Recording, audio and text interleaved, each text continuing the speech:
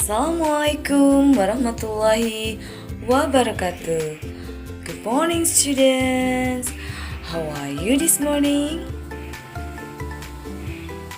I'm very well. Today we are going to learn about English language on chapter 6. We love what we do. Part 2. The use of simple present tense in a sentence. Are you ready to study English? Please pay attention with my explanation. Simple present tense atau biasa disebut dengan present tense. Present tense merupakan tenses bahasa Inggris yang digunakan untuk mengekspresikan aktivitas atau kegiatan yang menjadi rutinitas berulang-ulang. Untuk lebih jelasnya sebagai berikut. The first, simple present tense used for state the general truth. Simple present tense digunakan untuk menyatakan kebenaran umum. The examples are the sun sets in the west. Matahari terbenam di sebelah barat. The second, yang kedua, water drips from the higher place to the lower one. Air mengalir dari tempat yang tinggi ke tempat yang rendah. The third, yang ketiga, the moon is round like a ball. Bulan bulat seperti bola. The fourth, Indonesia has two seasons, wet and dry seasons. Indonesia memiliki dua musim, musim hujan dan kemarau.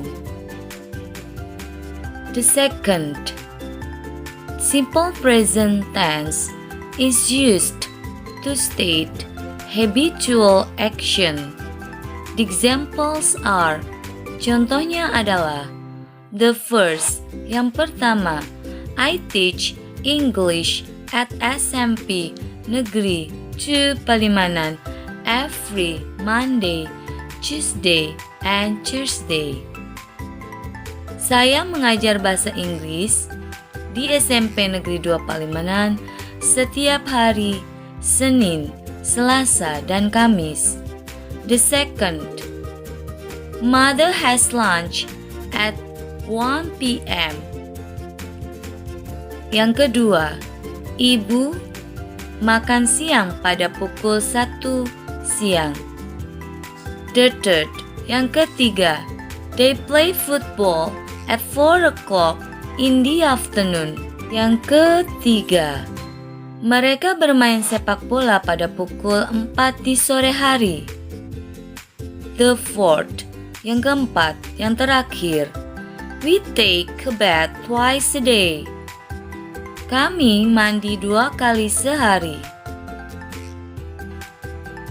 The third, simple present tense is used to state the activities that already planned or scheduled. Yang ketiga, simple present tense digunakan untuk menyatakan kegiatan yang sudah direncanakan atau terjadwal. The examples are, contohnya adalah, the first, yang pertama, the course begins at 9 o'clock. Kursus dimulai pada pukul 9. The second, yang kedua, she meets her fans on Sunday. Dia bertemu dengan fansnya pada hari Minggu. The third, yang ketiga, when does the match start? Kapan pertandingan dimulai? The fourth, simple present tense is used to state the activities is happening now. Simple present tense digunakan untuk menyatakan kegiatan yang terjadi sekarang. The examples are, contohnya adalah the first, I sit beside you. Saya duduk di sampingmu. The second, yang kedua, he is in his bedroom now. Dia berada di dalam kamar sekarang. The third, yang ketiga, they have much money. Mereka memiliki banyak uang. The form of simple present tense. There are two forms in simple present tense. The first, nominal sentence. Nominal sentence is a sentence in which there is no verb in it. In a nominal sentence, there is usually an adjective, noun, adverb, etc. Kalimat nominal adalah kalimat yang di dalamnya tidak terdapat kata kerja atau verb. Di dalam kalimat nominal biasanya terdapat kata sifat atau adjektif, noun, kata benda, adverb, keterangan, dan lain-lain. The second, verbal sentence is a sentence in which there is a verb. Kalimat verbal adalah kalimat yang di dalamnya terdapat kata kerja atau verb. The examples of nominal sentence. Contoh kalimat nominal. The first, yang pertama, my mother is happy. Ibu saya bahagia. The second, he is handsome. Dia tampan. The third, we are in the classroom. Kami berada di dalam kelas. The fourth, yang keempat, terakhir, Arman is a doctor. Arman adalah seorang dokter.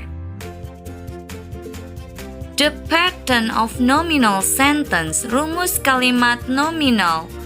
The first, yang pertama, untuk kalimat positif atau for affirmative or positive sentence, subject plus to be plus adjective or noun or adverb. Untuk rumus kalimat nominal bentuk positif, rumusnya adalah subject ditambah to be ditambah kata sifat atau kata benda atau keterangan. The second, for negative sentence. The pattern of nominal sentence is subject plus to be plus not plus adjective or noun or adverb. Untuk kalimat negatif, rumusnya adalah subject ditambah to be ditambah not ditambah kata sifat atau noun atau keterangan. The last, yang terakhir, for interrogative sentence or question. Untuk kalimat berbentuk pertanyaan, rumusnya adalah to be plus subject plus adjective or noun or adverb. Don't forget question mark, jangan lupa tanda tanya. Rumusnya adalah to be ditambah subjek ditambah kata sifat atau kata benda atau keterangan. Jangan lupa di akhir kalimat diberi tanda tanya. Note, for subject I, untuk subjek saya, uses to be am, menggunakan to be am. The second, yang kedua, for subject you, we, they, uses are.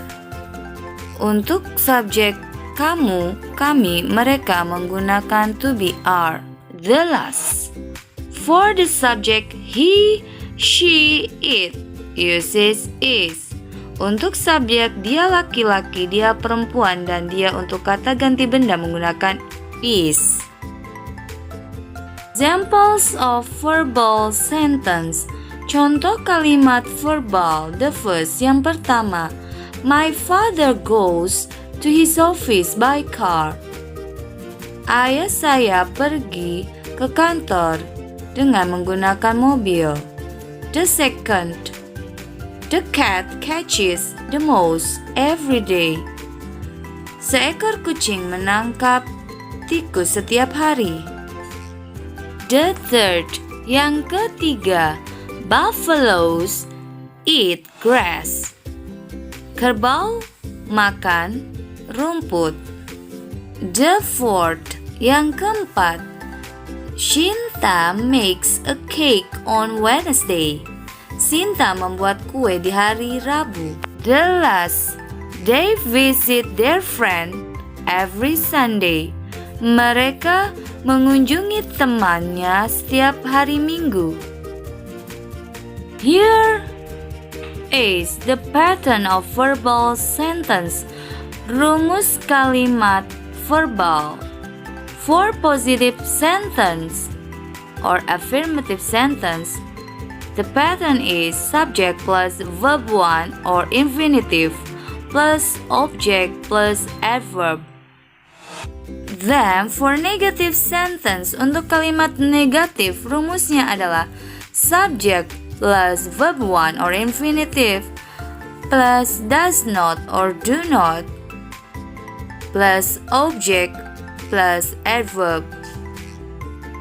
Next, the last, for interrogative or question sentence, untuk kalimat tanya, rumusnya adalah does or do plus subject plus verb 1 plus object plus adverb. Note, for subject he, she, it, kata kerja or verb 1 or infinitive ditambah s or es. The second, yang kedua, for subject I, you, we, they, kata kerjanya atau verb 1 or infinitive masih utuh. The third, yang ketiga, untuk membuat kalimat negatif maupun pertanyaan digunakan kata bantu do or does. The last, untuk subjek he, she, it, kata kerjanya tanpa s or es di dalam kalimat negatif maupun pertanyaan. Here are the use of nominal sentence and verbal sentence with negative and interrogative form. Berikut ini adalah contoh penggunaan kalimat nominal dan kalimat verbal dengan bentuk negatif serta interrogative atau kalimat tanya. The first, Aryoyoso is a teacher. Change into negative sentence. Aryoyoso is not a teacher. And then for the interrogative sentence, is Aryoyoso a teacher? Yes, he is, or no, he is not, or isn't. Contoh kalimat pertama, Aryoyoso adalah seorang guru. Dirubah ke dalam kalimat negatif, Aryoyoso bukanlah seorang guru. Dan ke dalam kalimat tanya, apakah Aryoyoso seorang guru? The answer is yes, he is, or no, he is not, or no, he isn't. Jawabannya apabila ya, yes he is, dan apabila tidak, no he is not atau no he isn't. The second, contoh yang kedua, we are sad to hear the news. Change into negative sentence. We are not sad to hear the news. Then change into interrogative sentence. Are we sad to hear the news? Contoh kalimat kedua, kami sedih mendengar berita itu. Kemudian pola kalimat positif ini dirubah ke dalam kalimat negatif menjadi kami tidak sedih mendengar berita itu. Dan untuk kalimat tanya menjadi apakah kami bersedih mendengar berita itu? The third, Ronaldo kicks the ball beautifully. Change into negative sentence. Ronaldo does not kick the ball beautifully. Dan for interrogative sentence, does Ronaldo kick the ball beautifully? Contoh kalimat ketiga, Ronaldo menendang bola dengan indah. Kemudian dirubah ke dalam kalimat negatif. Ronaldo tidak menendang bola dengan indah. Dan diubah ke dalam kalimat tanya, apakah Ronaldo menendang bola dengan indah? Fourth, Yang keempat, they go to Bali every year. Change into negative sentence. They don't go to Bali every year. Mereka tidak pergi ke Bali setiap tahun. Dan change into interrogative sentence, diubah ke dalam kalimat tanya. Do they go to Bali every year? Apakah mereka pergi ke Bali setiap tahun? The answer is yes, they do, or no, they do not, atau no, they don't. Selanjutnya aturan kata kerja untuk orang ketiga tunggal he, she, it yang ditambah akhiran s atau es. The first, yang pertama, verb atau kata kerja yang berakhiran s, sh, ch, x, z, or o dapatkan akhiran es. The example are, contohnya adalah wash menjadi become washes, watch become menjadi watches, go menjadi goes, etc. dan lain-lain. Aturan kata kerja untuk orang ketiga tunggal he, she, it yang ditambah akhiran s or es. Yang kedua, the second, verb atau kata kerja yang berakhiran y yang didahului oleh huruf mati atau konsonan mendapat akhiran es dengan merubah akhiran y menjadi i. Contoh, die menjadi dies, cry become cries, study become studies. Third, yang ketiga, verb atau kata kerja yang berakhiran y yang didahului oleh huruf hidup atau vowel atau vokal mendapatkan akhiran s dengan tidak mengubah akhiran y menjadi examples are, contohnya adalah stay, become atau menjadi stays, enjoy menjadi enjoys. Peran kata kerja untuk orang ketiga tunggal he, she, it yang ditambahkan akhiran s or es. Yang keempat, the fourth. Selain aturan verb atau kata kerja di atas mendapat akhiran s, contohnya examples are sing menjadi sings, cook menjadi cooks, read menjadi reads, etc. Especially for the verb have, change into has if the subject he, she, or it.